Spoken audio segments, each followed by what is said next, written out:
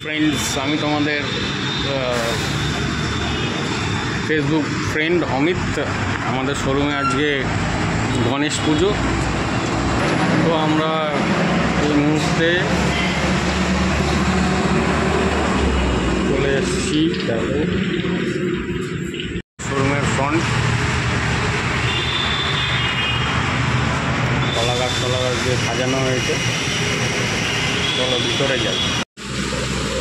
পুজোর জোগাড় চলছে, সমস্ত কিছু এখানে রাখা রয়েছে ফল টল কেটে ঢাকা দিয়ে। এ আমাদের হচ্ছে গণেশ বাবাজি। দেখুন মূর্তিটা কেমন হয়েছে।